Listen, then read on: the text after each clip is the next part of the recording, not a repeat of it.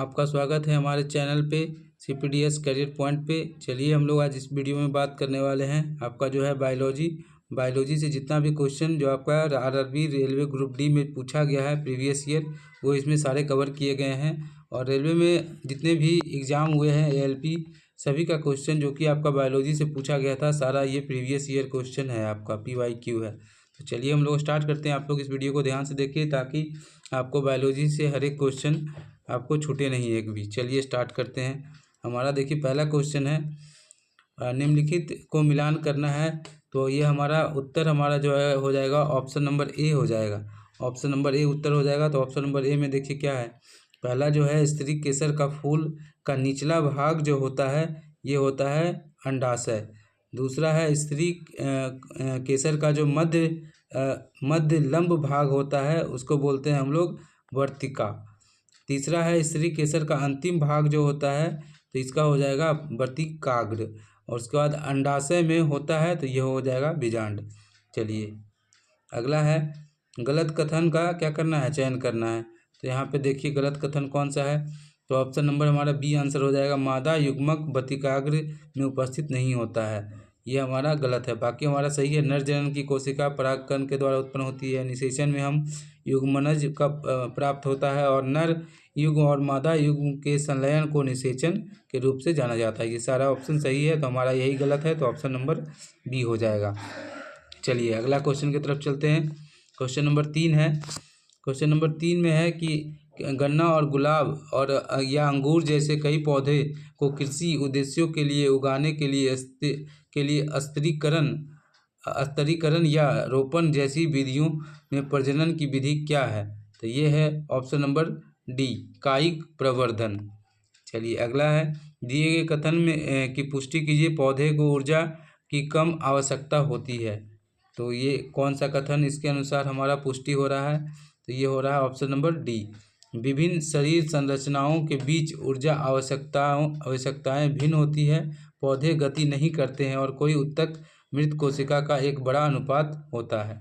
चलिए आगे है क्वेश्चन नंबर 5, खाली स्थान जो है मिट्टी से प्राप्त जल और खनिज स्थानांतरित करता है, जबकि प्रकाश संश्लेषण के उत्पादों को पत्तियों से जहां उनका संश्लेषण होता है पौधे के अन्य भागों तक पहुंचाता है। तो ये आपका जो है मिट्टी से क्या होता है, ये है कॉलेनकाइमा जो है मिट्टी से जल प्राप्त करता है और खनिज प्राप्त करता है। कौन सा, तो कॉलेनकाइमा। और उसके बाद जो है पैरेनकाइमा का क्या काम है, तो प्रकाश संश्लेषण को जो है उत्पाद जो होता है वो पत्तियों को संश्लेषण होता है और अन्य भागों तक पहुंचाता है। कौन, पैरेनकाइमा। और मिट्टी से जल खनिज कौन लेता है, तो कैलेनकाइमा। चलिए अगला क्वेश्चन नंबर 6 की तरफ चलते हैं। क्वेश्चन नंबर 6 है हमारा, पादप में शीर्ष एक सेकेंड थोड़ा ब्राइटनेस, पादप काय में शीर्षस्थ उत्तक की स्थिति क्या होती है। तो ये होती है कहाँ पे, तो तनों और जड़ों के बढ़ते हुए शीर्ष पर होती है, तनों और जड़ों के बढ़ते हुए शीर्ष पर होती है। चलिए अगला है क्वेश्चन नंबर 7 में है हमारा, पौधे के हार्मोन और उनके कार्यों को सही मिलान करना है। तो ये आपका उत्तर हम बता देते हैं, इसका उत्तर ए हो जाएगा, जिब्रेलिन जो है तने की वृद्धि में मदद करता है, और साइटोकाइनिन जो है कोशिका विभाजन को बढ़ावा देते हैं, और एब्सिसिक अम्ल जो है वृद्धि को रोकता है। देखिए इसमें 3 क्वेश्चन अगर बनाने वाला होता अगर तो 3 क्वेश्चन बनाया जा सकता था। तो इसको ध्यान रखिएगा कि जिब्रेलिन्स जो है तने की वृद्धि की मदद करते हैं, और साइटोकाइनिन जो है कोशिका विभाजन को बढ़ावा देता है, और एब्सिसिक एसिड जो है वृद्धि को रोकता है। चलिए अगला क्वेश्चन की तरफ चलते हैं। क्वेश्चन नंबर 8, ये है रोबोफिलिया सर्पेटाइना एक क्या है। तो ये है हमारा ऑप्शन नंबर डी, औषधियाँ हैं। चलिए क्वेश्चन नंबर 9 की तरफ चलते हैं। तने और शाखा पर पत्तियों की व्यवस्था के पैटर्न को क्या कहते हैं। तो ये कहते हैं पाइलोटैक्सी। तने और शाखा पर पत्तियों की व्यवस्था की पैटर्न को क्या करते हैं, तो पाइलोटैक्सी बोलते हैं। चलिए क्वेश्चन नंबर 9 के बाद क्वेश्चन नंबर 10 की तरफ चलते हैं। 10 है हमारा, संश्लेषित ऑक्सीन 2 और 4D सामान्यतः किस रूप में प्रयोग किया जाता है? तो ये हो जाता है ऑप्शन नंबर डी, शाकनाशी। चलिए, ऑक्सीन 2 शाकनाशी है। निम्नलिखित में से कौन सी पौधे में प्रजनन की एक विधि है जिसमें केवल एक ही जनक शामिल होते हैं? तो ये हो जाएगा अलैंगिक जनन। जिसमें एक ही जनन शामिल होगा वो अलैंगिक जनन हो जाएगा। उसके बाद है स्वपरागन केवल किसमें संभव है? तो ये है आपका ऑप्शन नंबर बी, उभयलिंगी पुष्प, जिसमें पुंकेसर और स्त्री केसर दोनों एक ही समय पर परिपक्व होते हैं। तो ये हो जाएगा आपका स्वपरागन संभव है इसमें। चलिए, अगला है 12 के बाद 13। पौधे में बीजाणु के निर्माण प्रजनन का एक तरीका है जिसमें बीजाणु का उत्पादन सम्मिलित होता है। बीजाणु निर्माण के बारे में निम्नलिखित में से कौन सा कथन सत्य है? तो ये हो जाएगा ऑप्शन नंबर 13 का सी हो जाएगा। बीजाणु बिना फूल वाले पौधे जैसे फर्न और मांस द्वारा उत्पादित होते हैं और वे नए पौधे में विकसित होते हैं। चलिए, 13 के बाद क्वेश्चन नंबर 14 की तरफ चलते हैं। क्वेश्चन नंबर 14 है कि हाइड्रा में कलिका विकास प्रक्रिया के संबंध में निम्नलिखित में से कौन सा कथन सत्य है? तो इसका हो जाएगा ऑप्शन नंबर बी, एक स्थान पर कोशिका विभाजन। एक स्थान पर क्या होता है? कोशिका विभाजन होता है। चलिए, 15, पौधे में लैंगिक प्रजनन का अंतिम उत्पाद क्या है? तो इसका है बीज। चलिए, अगला है परागकण स्त्री केसर के किस भाग में स्थानांतरित होते हैं? तो ये होते हैं आपका बतिकाग्र में।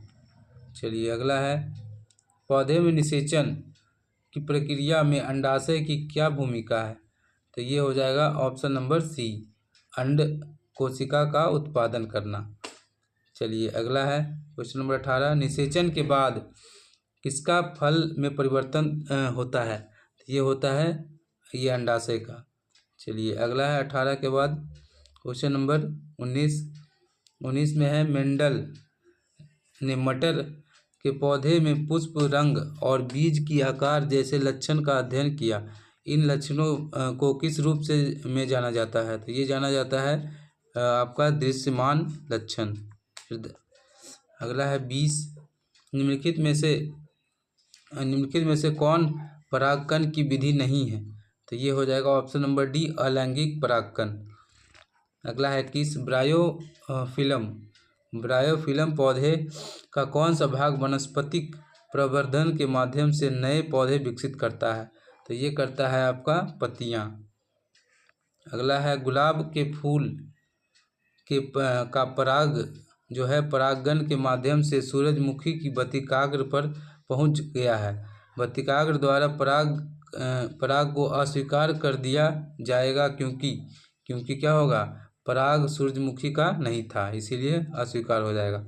चलिए, अगला क्वेश्चन नंबर आपका 23 है, निषेचन के लिए कौन सा प्रजनन अंग आवश्यक है? तो ये है आपका परागकण और बीजांड। निषेचन के लिए क्या चाहिए? परागकण और बीजांड चाहिए।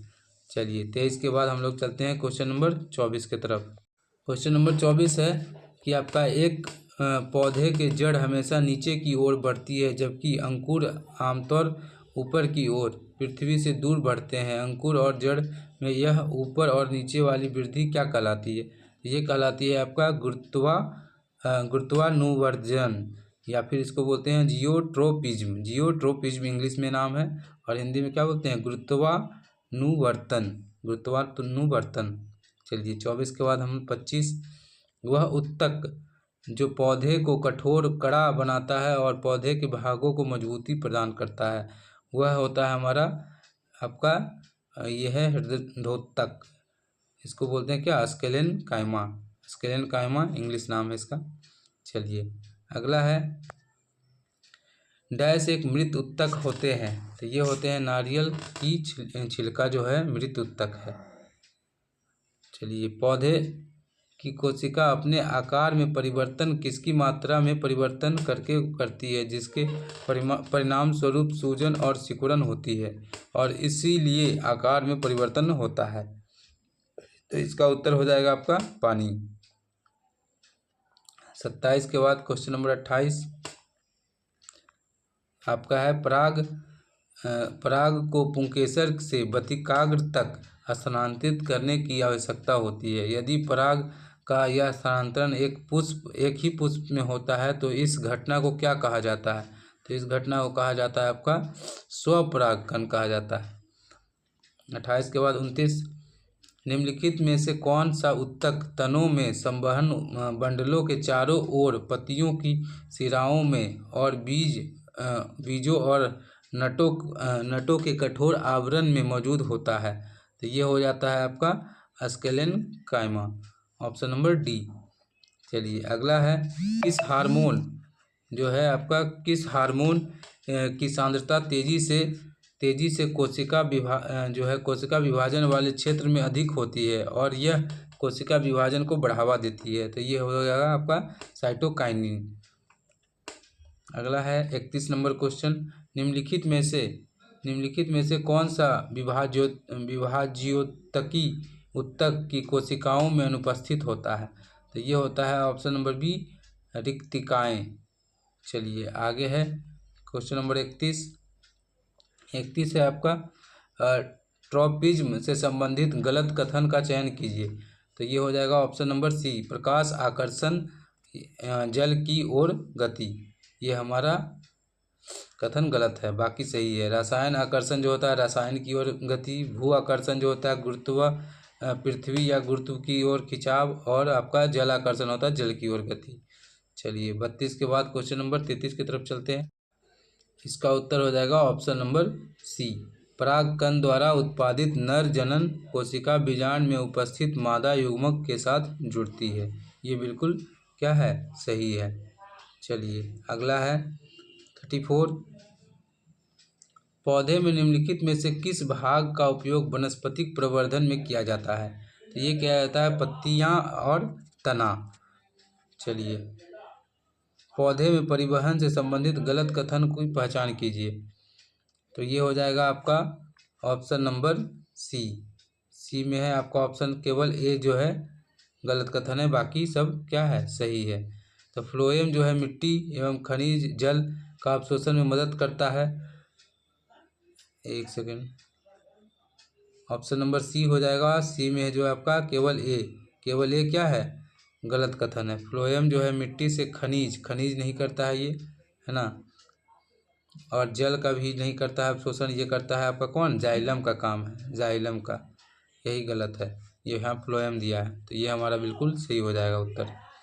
चलिए अगला 35 के बाद हम लोग चलते हैं 36, पुष्पीय पौधे जो है में लैंगिक प्रजनन से संबंधित सही कथन का चयन करें। सही कथन पूछ रहा है, तो ऑप्शन नंबर बी बिल्कुल सही है। उपयुक्त बतिकाग्र पर परागकणों से पराग जो है नलिकाएं निकलती है और बतिकाग्र से होकर गुजरती हुई अंडाशय तक पहुंचती है। चलिए अगला है हमारा 36 के बाद 37, निम्नलिखित में से कौन सा पादप हार्मोन वृद्धि को बढ़ावा देने में सहायता करता है? ये हो जाएगा option number C, auxin, cytokinin और जिबरेलिन। ये तीनों क्या है, वृद्धि करने में मदद करता है पौधे को, ऑक्सिन, साइटोकाइनिन और जिबरेलिन। चलिए 37 के बाद हम लोग चलते हैं अगला क्वेश्चन। अगला हमारा मटर का जो है पौधा अन्य पौधों या बाड़ों पर निम्नलिखित की सहायता से चढ़ता है। तो ये हो जाएगा ऑप्शन नंबर डी, प्रतान। चलिए अगला है पौधे में वृद्धि के लिए आपका कुछ विशिष्ट क्षेत्रों में ही होती है, केवल क्या होती है, विशिष्ट क्षेत्रों में। तो ऑप्शन नंबर ए हो जाएगा विभाजित ऊतक, जिसे मेरिस्टेमेटिक ऊतक भी कहा जाता है। मेरिस्टेमेटिक ऊतक केवल उन्हीं क्षेत्रों में स्थित होता है, और ये हो जाएगा ऑप्शन नंबर ए। 39 के बाद 40, ब्रायोफिल्म के पत्ते के किनारे पर बनी कलिकाएं मिट्टी पर गिर जाती है और नए पौधे में विकसित हो जाती है। इस प्रकार का प्रजनन किस रूप से जाना जाता है? तो ये जाना जाता है कायिक प्रवर्धन। चलिए अगला है पौधे में ऑक्सिन के कार्य से संबंधित सही विकल्प का चयन करिए। तो आपका ये सी नंबर बिल्कुल सही हो जाएगा। कोशिकाओं को लंबा बढ़ने में मदद करना। चलिए 41 के बाद 42, प्रजनन कोशिकाओं का उपयोग मुकुलन की प्रक्रिया में किसमें होता है? तो ये होता है ऑप्शन नंबर डी, हाइड्रा। प्रजनन जो होता है कोशिकाओं का उपयोग मुकुलन की प्रक्रिया किसमें होता है? तो ये होता है हाइड्रा में। हाइड्रा में प्रजनन होता है मुकुलन के द्वारा। चलिए 42 के बाद 43, प्रकाश संश्लेषण की प्रक्रिया में उत्पादित कार्बोहाइड्रेट ग्लूकोज को क्या कहते हैं? तो ये कहते हैं हमारा ऑप्शन नंबर डी हमारा सही है। पहले कार्बोहाइड्रेट का उपयोग ऊर्जा उत्पादन करने के लिए किया जाता है और बाकी स्टार्च के रूप में संग्रहित होता है। तो ये हमारा बिल्कुल सही है। चलिए 43 के बाद 44 की तरफ चलते हैं। 44 में है, निम्नलिखित विकल्पों में से उभयलिंगी पुष्प का चयन करें। तो ये हमारा हो जाएगा ऑप्शन नंबर सी, सरसों जो है उभयलिंगी है। 44 के बाद 45, डैश वह प्रक्रिया है जिसके द्वारा पौधे जल वाष्प के रूप में जल को त्यागते हैं। तो ये हो जाएगा ऑप्शन नंबर ए, बाष्पोत्सर्जन। बाष्पोत्सर्जन में क्या होता है? पौधे जो है जल वाष्प के रूप में जल को क्या करते हैं? त्यागते हैं। चलिए आगे है, शीर्षस्थ विभाजोत्तक निम्नलिखित में से किसमें उपस्थित होता है? ये होता है पौधे में। अगला है, पौधे में लचीलापन किसके कारण होता है? तो ये होता है ऑप्शन नंबर बी, कैलेनकाइमा के द्वारा के चलते वो लचीलापन होता है। अगला है हमारा, निम्नलिखित में से कौन सा जीव जो है बीजाणु निर्माण द्वारा प्रजनन करता है? तो ये हो जाएगा आपका राइजोपस। राइजोपस क्या करता है? जो है आपका जीव बीजाणु निर्माण द्वारा प्रजनन करता है। चलिए हमारा जो है पौधा वाला पार्ट खत्म हो गया। अब हमारा है कोशिका से संबंधित प्रश्न जो पूछे गए हैं। चलिए अगला है 49 नंबर क्वेश्चन, कौन सा कोशिकांग एटीपी के उत्पाद से संबंधित है? तो ये हमारा ऑप्शन नंबर बी, माइटोकॉन्ड्रिया। इसी को क्या बोलते हैं? जो आपका रसोई घर बोलते हैं। यहीं पे क्या होता है? एनर्जी का निर्माण होता है, जिसको एटीपी में बोलते हैं। चलिए आगे है, निम्नलिखित में से कौन सा जीव एक कोशिकीय नहीं है? तो आपका ऑप्शन के अकॉर्डिंग ऑप्शन बी हो जाएगा। पौधा जो है एक कोशिकीय नहीं है, बाकी सब एक कोशिकीय है। अमीबा, पारामीशियम और आपका माइडोमोनास। अगला है 51, कौन सा कोशिकांग केवल पादप कोशिकाओं में पाया जाता है? तो केवल पादप कोशिकाओं में पाया जाता है हरित लवक। चलिए कोशिका के तरल पदार्थ के लिए प्रोटोप्लाज्म का शब्द किसने प्रतिपादित किया था? तो ये किया था पुरकिंजे ने। कौन सा कोशिकांग जो है कोशिका द्रव के विभिन्न क्षेत्रों के बीच पदार्थों के परिवहन के लिए एक चैनल का कार्य करता है? तो ये करता है आपका अंतर्द्रवी जालिका। चलिए 53 के बाद 54 जो है, झिल्लीबद्ध जो कोशिकांग में अनुपस्थित होते हैं। तो ये कोशिकांग में कौन अनुपस्थित होते हैं? तो ऑप्शन नंबर डी हो जाएगा, केवल प्राक केंद्रिकी कोशिकाएं जो है अनुपस्थित होते हैं। चलिए 54 के बाद हमारा 55 है, कौन सा कोशिका है अपना आकार बदलती है? तो ये है ऑप्शन नंबर सी, अमीबा। अगला है, कोशिका में निम्नलिखित अभिक्रिया कहाँ होती है और 6 कार्बन अणु ग्लूकोज का और 3 कार्बन अणु में टूटना? तो ये होता है ऑप्शन नंबर डी, कोशिका द्रव्य में होता है ये। चलिए 57 का है, किस जीव में कोशिका विभाजन या विखंडन से नए जीवों का निर्माण होता है? तो ये होता है एक कोशिकीय जीव में। कोशिका विभाजन जो होता है, विखंडन से नए जीव बनते हैं, एक कोशिकीय जीव में होता है। चलिए अगला है, माइटोकॉन्ड्रिया, राइबोसोम आदि जैसे विभिन्न कोशिकांग मिलकर जीव की एक मूल इकाई बनाते हैं, जिसे क्या कहते हैं? तो कोशिका कहते हैं। चलिए आगे चलते हैं। अगला है हमारा कोशिकीय जीव विज्ञान के संदर्भ में निम्नलिखित में से कौन सा कथन स्यूडोपीडिया का सबसे अच्छा वर्णन करता है? तो ऑप्शन ए हमारा सही है, कोशिका झिल्ली की अस्थायी उभार का उपयोग गति और पोषण के लिए किया जाता है। ये जो है इसको सही वर्णन करना, किसको, सीडोपीडिया को। चलिए 59 के बाद हमारा है 60। निम्नलिखित में से कौन सा पादप कोशिका में संचित वसा को शर्करा में बदलने के लिए उत्तरदायी है? तो ये है ऑप्शन नंबर बी, ग्लाइऑक्सीसोम। चलिए आगे है, हमारे शरीर में कोशिकाओं में मौजूद अम्ल खाली स्थान होते हैं, तो कौन सा अम्ल होता है? तो ऑप्शन नंबर बी हो जाएगा, डी ऑक्सी राइबोन्यूक्लिक अम्ल होता है, कोशिकाओं में मौजूद होता है। चलिए आगे है 62। कौन सी प्रक्रिया प्रजनन कोशिकाओं में डीएनए की मात्रा को अप्रजनन कोशिकाओं की तुलना से में आधी सुनिश्चित करती है?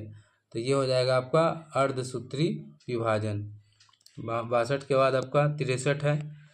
निम्नलिखित में से कौन सा पौधा जो है पौधे में पुनर्जनन का उदाहरण है? पुनर्जनन का उदाहरण कौन सा पौधा है? तो ये हो जाएगा ऑप्शन नंबर सी, कटिंग से नए पौधे का विकास। ये क्या है आपका पुनर्जनन का उदाहरण है, कटिंग करके क्या है, नए पौधे का निर्माण करना। चलिए आगे है, यूकोरियोट्स में निम्नलिखित में से कौन सा कोशिका द्रव से एक दोहरी परत वाली झिल्ली द्वारा अलग होता है और यह कोशिका की जीव प्रक्रियाओं को निर्देशित करता है? तो ये करता है ऑप्शन नंबर सी, केंद्रक। अगला है, कोशिका विभाजन के दौरान एक जीव केवल दो समान भागों में विभाजित हो जाता है, इसे क्या कहा जाता है? तो इसे क्या कहा जाता है? द्विखंडन। चलिए निम्नलिखित में से कौन सा पादप कोशिका में बहुत बड़े आकार के होते हैं जबकि तंतु कोशिका में ये छोटे आकार के होते हैं? ये हो जाएगा रिक्तिकाएं। चलिए 66 के बाद हम लोग चलते हैं 67 की तरफ। प्लास्टिड और माइटोकॉन्ड्रिया में क्या समानताएं हैं? तो ये है हमारा ऑप्शन नंबर ए, दोनों को अपना डीएनए और राइबोसोम होता है। चलिए अगला है 68 में देखिए क्या है। 68 में आपका इधर कोशिका दिया हुआ है और उसका क्या दिया हुआ है, इधर कार्य दिया हुआ है और मिलान करना है। तो इसका ऑप्शन नंबर आपका हो जाएगा बी, 1 का बी 2 का सी। 1 का देखिए बी हो जाएगा, मिला लीजिएगा आपका 1 का बी। कोशिका भित्ति क्या होता है, पौधे को उनकी संरचना और जो है संरचनात्मक शक्ति प्रदान करता है। कौन करता है? कोशिका भित्ति संरचनात्मक शक्ति प्रदान करता है। उसके बाद आपका 2 का हो जाएगा आपका सी। 2 का आपका क्या हो जाएगा? सी। ये हो जाएगा इसमें। राइबोसोम क्या है? प्रोटीन निर्माण में शामिल स्थल है। उसके बाद 3 का ये हो जाएगा लाइसोसोम, जो है क्या है? किसी भी विदेशी पदार्थ और किसी घिसे पिटे कोशिका को ये घटक पहचान करता है, लाइसोसोम। उसके बाद गोल्जी हो जाएगा आपका, ये लाइसोसोम में उत्पादक से जुड़ा हुआ होता है आपका, ये हो जाएगा ये। चलिए आगे चलते हैं, आगे हमारा इधर है 69। निम्नलिखित में से कौन सा युग्म प्रजनन विधि के अनुसार गलत ढंग से मिलान किया हुआ है? तो ये हमारा ऑप्शन ए जो है, गलत ढंग से मिलान किया। ब्रायोफाइलम बीजाणु का निर्माण नहीं करता है। अमीबा जो है द्विखंडन से आपका 2 भाग में बढ़ जाता है, 2 अलग अलग अमीबा बन जाता है। हाइड्रा का जो होता है मुकुलन से होता है और स्पाइरोगाइरा का जो होता है विखंडन से होता है। ये तीनों क्वेश्चन बहुत इंपॉर्टेंट याद रखना है। अमीबा द्विखंडन से, हाइड्रा मुकुलन से और स्पाइरोगाइरा जो है आपका विखंडन से। चलिए आगे चलते हैं। जब प्लेनेरिया को कई टुकड़े में काटा जाता है तो प्रत्येक टुकड़ा को एक पूर्ण जीव में विकसित हो जाता है, इसे क्या कहा जाता है? तो इसे कहा जाता है आपका पुनर्जनन, इसी को कहते हैं। चलिए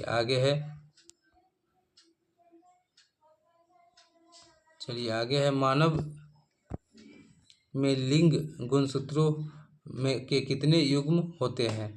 तो ये होता है 1 युग्म। चलिए आगे, कौन सा एक कोशिकीय जीव बहुखंडन द्वारा एक साथ कई सतित कोशिकाओं में विभाजित होता है? तो ये हो जाएगा प्लाज्मोडियम। चलिए आगे है, निम्नलिखित में से कौन सा जीव जो है बीजाणु निर्माण में देखा जाता है? ये होता है आपका ऑप्शन नंबर डी, राइजोपस। चलिए आगे चलते हैं। क्वेश्चन नंबर 74 में है ये कि आपका तालाब में पानी में पहली बार मुक्त जीवित कोशिका की खोज किसने की थी? तो ये किया था ऑप्शन नंबर बी, ल्यूवेनहॉक ने 1674 में किया था। और रॉबर्ट हुक जो किए थे वो मृत कोशिका था 1665 ईस्वी में। चलिए आगे चलते हैं हम लोग। 75 निम्नलिखित में से किस वैज्ञानिक ने यह कथन दिया सभी कोशिका पूर्व मौजूद कोशिकाओं से उत्पन्न होती है? तो ये दिया है ऑप्शन नंबर ए, विर्चो ने। ये याद रखिएगा, विर्चो। चलिए रुडोल्फ विर्चो, जो कोशिका पहले से है उसी से निर्माण होता है, विर्चो। चलिए आगे है, निम्नलिखित में से कौन सा जो है प्लाज्मा में मौजूद नहीं है? तो प्लाज्मा में मौजूद नहीं है ये है आपका अपचित भोजन जो है प्लाज्मा में मौजूद नहीं, बाकी आपका सब मौजूद है। प्रोटीन, हार्मोन, लवण सब है प्लाज्मा में। चलिए, सूक्ष्मदर्शी के नीचे खुरदुरी अंतः प्रद्रव्ययी जलिका खुरदुरी दिखाई देती है क्योंकि इसके पृष्ठ पर खाली स्थान नाम के कण लगे होते हैं। ये होगा आपका राइबोसोम के कारण होता है। चलिए आगे है, अधिकांश कोशिकीय प्रक्रिया के लिए ऊर्जा मुद्रा क्या है? तो ये ऊर्जा मुद्रा क्या है? तो एटीपी है, इससे एनर्जी मिलता है। चलिए आगे हमारा अगला चैप्टर स्टार्ट हो रहा है आपका पारिस्थितिकी आपका और पर्यावरण से संबंधित प्रश्न है। तो आपका 80 नंबर क्वेश्चन है, गलत जोड़ी का चयन करना है। तो आपका ऑप्शन नंबर डी गलत है, जीवाणु जो है चतुर्थ पोषी स्तर पर नहीं आता है। बाकी आपका देखिए सही है। प्राथमिक उपभोक्ता जो है द्वितीय पोषी है, स्वपोषी जो प्रथम पोषी स्तर है, और छोटा मांसाहारी जो है तृतीय में आता है। चलिए आगे है, वह विकल्प को चुने जो आपका सभी जैव निम्नीकरण पदार्थों को दर्शाता है।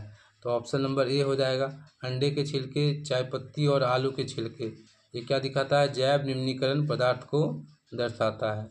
चलिए आगे है, निम्नलिखित में से कौन सा सामग्री जैव अपघट नहीं होने की संभावना है?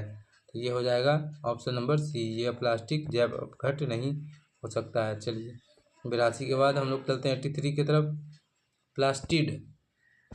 प्लास्टिक अपशिष्ट को कम से कम करने के लिए कौन सा तरीका प्रभावी है? तो ये हो जाएगा डी, प्लास्टिक सामग्री का पुनर्चक्रण और पुनः उपयोग करना। चलिए आगे है, ओजोन परत का क्षरण मनुष्य के लिए चिंता का विषय क्यों है? क्योंकि क्या होता है, यह हमें हानिकारक विकिरण से बचाता है, ओजोन परत। चलिए, निम्नलिखित में से कौन सी श्रेणी के उपभोक्ताओं का वर्ग नहीं है?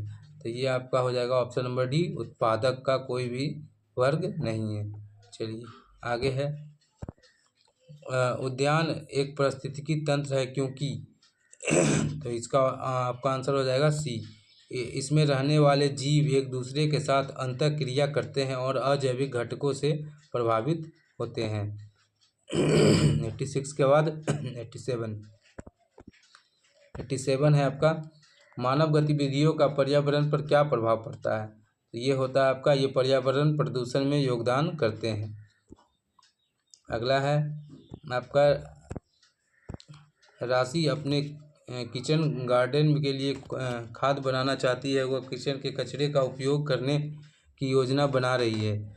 उसके कार्य के लिए कौन सा समान समूह सबसे उपयुक्त है?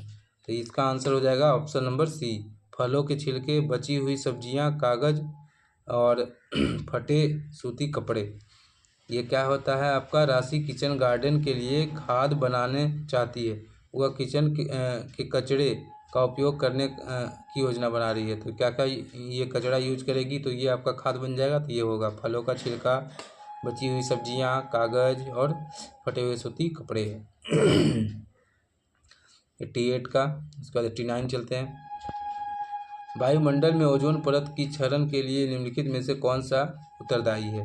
तो ये आपका ऑप्शन नंबर डी है, CFC, क्लोरोफ्लोरोकार्बन। CFC कहीं कहीं शॉर्ट में दे देता है, क्लोरोफ्लोरोकार्बन। चलिए अगला है, जैविक प्रक्रियाओं द्वारा विघटित होने वाला पदार्थों के लिए किस शब्द का प्रयोग किया जा सकता है? तो ये होता है आपका जैव निम्नीकरण। चलिए 90 के बाद 91 की तरफ चलते हैं। 91 में है हमारा, निम्नलिखित में से किसको उचित मल जल उपचार के कार्यान्वयन द्वारा कम किया जा सकता है? तो ये आपका जल प्रदूषण को कम किया जा सकता है। चलिए आगे है, पारिस्थितिकी तंत्र से संबंधित निम्नलिखित में से कौन सा कथन सही है? तो आपका उत्तर हो जाएगा ए, केवल एक सही है। अजैव निम्नीकरण पदार्थ पारिस्थितिकी तंत्र के विभिन्न सदस्यों को नुकसान पहुंचाते हैं। चलिए आगे है, निम्नलिखित में से कौन सा कथन अजैव निम्नीकरण पदार्थों के बारे में सही है? तो इसका उत्तर हो जाएगा आपका सी, ए और सी दोनों सही है आपका। ये पदार्थ जैविक प्रक्रियाओं द्वारा अपघटित नहीं होते हैं। ये पदार्थ पारिस्थितिकी तंत्र के विभिन्न सदस्यों को नुकसान पहुंचा सकते हैं। 93 के बाद 94 में है, देखिए आपको ओजोन के बारे में निम्नलिखित में से कौन सा कथन सही है? तो आपका ऑप्शन नंबर ए हो जाएगा, वायुमंडल में ओजोन की मात्रा की कमी CFC के कारण होती है। यही हमारा बिल्कुल सही है। चलिए आगे है 95 में है आपका किस पारिस्थितिकी तंत्र तापमान, वर्षा, हवा, मिट्टी और खनिज जैसे भौतिक कारक हैं? तो ये हो जाएगा ऑप्शन नंबर बी, अजैविक घटक। चलिए 95 क्वेश्चन। उसके बाद हमारा है अनुवांशिकी और विकास से संबंधित प्रश्न। चलिए हम लोग चलते हैं अगला 96 पे। डैश पैमाने और आकार में परिवर्तन की एक मात्रात्मक प्रक्रिया है जिसे मापा जा सकता है और नैतिकता और मानदंडों द्वारा सहायता प्रदान किया जा सकता है। तो ऑप्शन नंबर बी हो जाएगा, विकास। अगला है हमारा क्वेश्चन नंबर 97। यदि एक बच्चे को पिता से वाई गुणसूत्र विरासत में मिलता है तो बच्चे का लिंग क्या होगा? बच्चे का लिंग क्या हो जाएगा? और पुरुष हो जाएगा, क्योंकि स्त्री में क्या होता है, XX होता है। और पुरुष से अगर वाई मिल गया तो एक X माँ से, और पुरुष से वाई तो X वाई मिल के क्या हो गया, आपका पुरुष हो गया। चलिए आगे चलते हैं। 98 है आपका, मानव के बच्चों का लिंग किससे निर्धारित किया जाता है? तो ऑप्शन नंबर ए हो जाएगा, अनुवांशिकी संरचना से। चलिए आपका ऑप्शन के अकॉर्डिंग आपका ए हो जाएगा। 99 का है, वंशानुक्रम के नियमों को बनाने में किन दो विषयों की ज्ञान ने महत्वपूर्ण भूमिका निभाई है? तो ये है आपका ऑप्शन नंबर डी, गणित और विज्ञान। चलिए आगे है आपका, विकास का पहला मौलिक कारक क्या है? तो ये है आपका ऑप्शन नंबर बी, आनुवंशिक विविधता। चलिए 101 है। 101 में है, किस लक्षण को नियंत्रित करने वाले जीन दो रूपों को क्या कहा जाता है? तो ये कहा जाता है एलील। चलिए अगला है, मेंडल ने कुछ अनुकूल कारणों से मटर का चयन किया। निम्नलिखित में से कौन सा कारण उनके प्रयोगों के लिए आवश्यक चयन का कारण नहीं है? तो ये हो जाएगा ऑप्शन नंबर डी, उनका पीढ़ी काल लंबा होता है। ये आपका गलत दिया है, मतलब यही गलत ही पूछ रहा था, कारण नहीं है। तो आपका ऑप्शन नंबर डी हो जाएगा, बाकी देखिए सब सही है। उन्हें स्वपरागन और संस्करण दोनों किया जा सकता हो और वे कई संतान उत्पन्न करते हो, उनमें आसानी से देखे जा सकने वाले लक्षण होते हैं। तो ये तीनों को देख के ही वो मटर का पौधा चूज किए थे। चलिए 102 के बाद 103 में है आपका कि मान लीजिए कि एक माली मटर लगाना चाहता है जो बौनी किस्म का होना चाहिए। माली द्वारा मूल पौधे के बीज का चयन के लिए आप क्या सुझाव देंगे? तो ये हो जाएगा ऑप्शन नंबर सी, सभी बीज जो है बौनी किस्म की होनी चाहिए। चलिए 103 के बाद 104, समय के साथ प्रजातियों के अस्तित्व के लिए विविधता उपयोगी है। यह विविधताएं किसमें त्रुटियां के कारण होती है?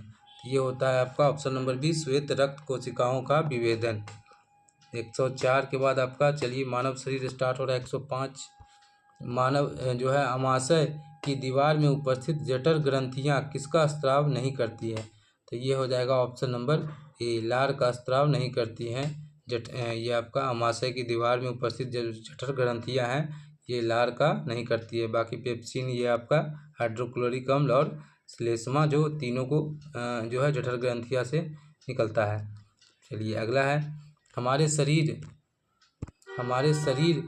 से हानिकारक उपापचय अपशिष्टों को हटाने की जैविक प्रक्रिया को क्या कहते हैं? तो इसको कहते हैं उत्सर्जन। चलिए आगे है हमारा 106 के बाद 107 एक सेकेंड 107 है, तंत्रिका तंत्र के अलावा हमारे शरीर में नियंत्रण और समन्वयन में कौन सा अन्य तंत्र मदद करता है? तो ये मदद करता है आपका अंतःस्रावी ग्रंथि। चलिए आगे 108, तंत्रिका कोशिका का कौन सा भाग सूचना प्राप्त करने के लिए उत्तरदायी है? तो ये हो जाएगा आपका दुम्राक्ष अग्र। अगला है, निम्नलिखित में कौन सा यौन संचारित रोग विषाणु के कारण होता है? तो ये हो जाएगा ऑप्शन नंबर डी, मस्से और एड्स। अगला है 46, कौन सी ग्रंथि एड्रेनालाइन का स्राव करती है? तो ये हो जाएगा आपका एड्रिनल ग्रंथि। 111, निम्नलिखित में से कौन सा विशिष्ट कोशिका विद्युत आवेगों के माध्यम से शरीर के एक भाग से दूसरे भाग में सूचना का संचालन करता है? तो ये करता है आपका न्यूरॉन। 111 के बाद आपका 112, मानव में नाइट्रोजन युक्त अपशिष्ट पदार्थ उत्पन्न करने वाली उपापचय क्रियाओं को किसके द्वारा हटाया जाता है? तो ये हटाया जाता है आपका उत्सर्जन तंत्र के द्वारा। मानव में जो नाइट्रोजन युक्त अपशिष्ट पदार्थ जो उत्पन्न होता है उपापचय क्रियाओं में किसके द्वारा हटाया जाता है? तो ये उत्सर्जन तंत्र के द्वारा हटाया जाता है। सही जो कथन का चयन करना है तो ये आपका ऑप्शन नंबर डी हो जाएगा। कथन ए सत्य है और बी असत्य है। ये हमारा सत्य है। देखिए क्या है, टेस्टोस्टेरोन यौवनरंभ के समय लड़कों के रूप रंग में परिवर्तन लाता है, और ये हमारा सही है, बी हमारा गलत है। चलिए आगे चलते हैं। मानव नर और मादा में यौवनरंभ का सही आयु सीमा दर्शाने वाला विकल्प क्या है? तो ये है आपका ऑप्शन नंबर बी, 11 से 17 वर्ष। पदार्थ की चौथी अवस्था प्लाज्मा है, तो ये ऑप्शन नंबर बी हो जाएगा। आयनीकृत गैस जिसमें लगभग समान संख्या में आयन और इलेक्ट्रॉन होते हैं। 115 के बाद हम लोग 116 की तरफ चलते हैं। 116 में है, मानव में आतो और हुकवर्म रोग किस एस्किलोमस्थनीज प्रजाति के कारण होता है? तो ये होता है आपका ऑप्शन नंबर बी, एंसिलोस्टोमा के कारण होता है। कौन सा रोग होता है? एस्टिकेलीमनीज, टेढ़ा नाम है थोड़ा। चलिए 117 है, निम्नलिखित में से कौन सा सिंड्रोम जन्मजात डिम्ब ग्रंथि हाइपोलासिया सिंड्रोम के रूप में भी जाना जाता है, जो केवल महिलाओं में पाया जाता है? तो ये हो जाएगा टर्नर सिंड्रोम। अगला है, निम्नलिखित में से कौन सा रोग विटामिन B3 की गंभीर कमी के कारण होने वाले 4D रोग के रूप में जाना जाता है? ये हो जाएगा पेलग्रा।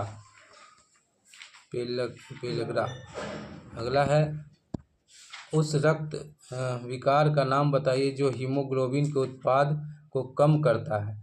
ये हो जाएगा आपका हीमोक्रोमैटोसिस। 119 के बाद 120 है, निम्नलिखित में से किसे गतिशील जनन कोशिका कहा जाता है? तो ये कहा जाता है आपका नर युग्मक को कहा जाता है। 120 के बाद हम लोग चलते हैं 121 में है, निम्नलिखित में से कौन सी बीमारी को यांत्रिक अवरोध गर्भ निरोधक विधि का उपयोग करके रोका जा सकता है? तो ये होगा आपका ऑप्शन नंबर ए, एड्स। कौन सा बीमारी जो है यांत्रिक अवरोधक गर्भ निरोधक विधि का उपयोग करके रोका जा सकता है? तो ये होगा एड्स। चलिए आगे है, परिवार नियोजन में कॉपर टी जैसे उपकरणों का उपयोग करने का उद्देश्य क्या है? ये है ऑप्शन नंबर सी, निषेचन, अंडे को गर्भाशय में आरोपण करने से रोकना। चलिए आगे है, पाचन तंत्र में भोजन का संचरण का सही क्रम कौन सा है? तो ये हो जाएगा ऑप्शन नंबर सी, मुंह, उसके बाद ग्रास नली, उसके बाद अमाशय में पचता है फाइनली। चलिए 124 है। 124, जब वृद्धि हार्मोन का स्तर कम होता है तो कौन वृद्धि हार्मोन रिलीजिंग कारक स्रावित करता है और पिट्यूटरी ग्रंथि को वृद्धि हार्मोन स्रावन करने के लिए उत्तेजित करता है? ये करता है आपका ऑप्शन नंबर सी, हाइपोथैलेमस। 124 के बाद हम लोग चलते हैं 125 के तरफ। निम्नलिखित में से 124 हो गया, उसके बाद हम लोग 125 की तरफ चलते हैं। वृद्धि हार्मोन का क्या कार्य है? तो इसका कार्य है यह सभी अंगों में वृद्धि को उत्तेजित करता है। उसके बाद है 126 मस्तिष्क का मुख्य चिंतनशील भाग जो विभिन्न ग्राही को संवेदी अवंगों को प्राप्त करता है वह क्या कहलाता है? वो कहलाता है आपका अग्र मस्तिष्क। Option number A. अगला, पाचन तंत्र में निम्नलिखित में से कौन सा हाइड्रोक्लोरिक अम्ल पेप्सिन नामक प्रोटीन पाचक एंजाइम और श्लेष्मा का स्त्राव करता है? तो ये करता है आपका जठर ग्रंथियाँ। पहले भी ये पूछा था। चलिए आगे है, पुरुष प्रजनन तंत्र में के संबंध में निम्नलिखित में से कौन सा कथन सही है? तो ये आपका सी बिल्कुल सही है, वृषण टेस्टोस्टेरोन हार्मोन का स्त्राव करता है। चलिए आपका 128 के बाद 129 में है, निम्नलिखित में से कौन सा मानव उत्सर्जन तंत्र के बारे में सही नहीं है? तो ये आपका मूत्र मार्ग जो है एक युग्म नहीं है, तो यही सही नहीं है, बाकी सही है। देखिए वृक्क क्या है? एक युग्म है। मूत्रवाहिनी युग्म भी एक युग्म है। आपका मूत्राशय भी एक क्या है? अयुग्मित है, यानी ये भी क्या था? एक अयुग्मित रहता तो हमारा सही होता, तो हमारा उत्तर क्या हो जाएगा? ये हो जाएगा। चलिए आगे है, ऐसी स्थिति में जहां हम घायल हो जाते हैं और रक्तस्राव होने लगता है, रक्तस्राव के दबाव में कमी आ सकती है जिससे पंपिंग सिस्टम की क्षमता कम हो सकती है। इससे बचने के लिए कौन सी कोशिकाएं मुख्य रूप से चोट के स्थान पर रक्त को थक्का बनाने में मदद करती है? ये होता है आपका रक्त प्लेटलेट्स, जो होता है आपका थक्का जो है जमाने में मदद करती है। कौन सा हार्मोन महिला जननांग के विकास में मदद करता है? मानसिक धर्म चक्र को नियंत्रित करता है? तो ये करता है आपका ऑप्शन नंबर ए, एस्ट्रोजन। ये अगला है 132, निम्नलिखित में से कौन सा अंतःस्रावी ग्रंथि वृद्धि हार्मोन का स्राव करता है? तो ये करता है आपका पीयूष ग्रंथि, इसको क्या बोलते हैं? मास्टर ग्रंथि भी बोलते हैं। चलिए आगे है 133, पाचक ग्रंथियां और उनके एंजाइम के संबंध में गलत जोड़ी का चयन करें। तो ऑप्शन नंबर सी हो जाएगा, लार ग्रंथि ट्रिप्सिन, ये हमारा गलत है। यकृत जो है पित्त रस सही है, यहाँ से निकलता है यकृत से। जठर ग्रंथियां पेप्सिन और अग्नाशय जो है अग्नाशयी रस। चलिए अगला है, निम्नलिखित में से कौन सा नर प्रजनन तंत्र का भाग है? तो ऑप्शन नंबर बी हो जाएगा, शुक्रवाहक नलिका और अंडकोश। रक्तचाप, लार निर्माण और उल्टी जैसी अनैच्छिक क्रियाएं किसके द्वारा नियंत्रित होती है? तो ये हो जाएगा ऑप्शन नंबर बी, प्रस्व मस्तिष्क और मेडुला जो होता है उसके द्वारा ये नियंत्रित होता है। चलिए आगे, निम्नलिखित में से कौन सी एक प्रतिवर्ती क्रिया है? तो ये है ऑप्शन नंबर बी, आगे से हाथ हटाना। 136 के बाद हमारा हो जाएगा 137, निम्नलिखित में से कौन सा जो है कौन परिधीय तंत्रिका तंत्र का भाग है? तो ये है आपका ऑप्शन नंबर ए, कपाल और मेरु तंत्रिकाएं दोनों मिलके क्या कहलाती हैं? परिधीय तंत्रिका कहलाता है।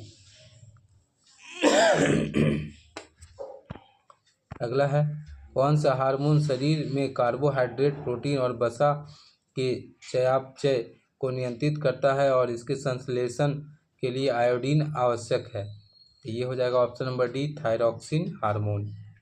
अगला है, गिलहरी का शरीर लड़ाई और भागने की तैयारी किस निम्नलिखित हार्मोन से उपयोग से करता है? तो ये करता है आपका एड्रेनाइलन। अगला है, दृष्टि के अपवर्तक पौधे दोष अपवर्तक दोषों के आधार पर निम्नलिखित विकल्पों में से सही युग्म चयन कीजिए। तो ये हो जाएगा आपका ऑप्शन नंबर डी। मायोपिया में जो है आपका निकट दृष्टि दोष और हाइपोमेट्रोपिया में दूरदृष्टि दोष। मायोपिया का मतलब निकट दृष्टि दोष और हाइपोमेट्रोपिया मतलब दूरदृष्टि दोष। यही हमारा सही है। 140 के बाद 100 कितना हो गया, 40 के बाद आपका 141 चलिए। एड्रेनोलाइन हार्मोन के संबंध में निम्नलिखित में से कौन सा सही है। तो ये हमारा ऑप्शन नंबर बी हो जाएगा। 1 और 2 सही है। हृदय की गति तेज होती है और श्वसन दर बढ़ जाता है। 149 के बाद 150 निम्नलिखित में से कौन सा कार्य प्रास जो है मस्तिष्क की स्थिति मेडुला द्वारा नियंत्रित नहीं होती है। तो ऑप्शन के अकॉर्डिंग ऑप्शन नंबर ए हो जाएगा श्वसन का नियमन। बाकी आपका मेडुला के द्वारा होता है। कौन सा? उल्टी नियंत्रण, लाल ग्रंथि का नियमन और आपका रक्तचाप का नियमन। चलिए आगे है, दो हड्डियों को एक दूसरे से जोड़ने वाली संयोजी ऊतक को क्या बोलते हैं। तो ऑप्शन नंबर डी हो जाएगा स्नायु। इसको इंग्लिश में क्या बोलते हैं? लिगामेंट बोलते हैं। चलिए 151 के बाद हम लोग चलते हैं 152 की तरफ। 152 से जूलॉजी स्टार्ट हो रहा है।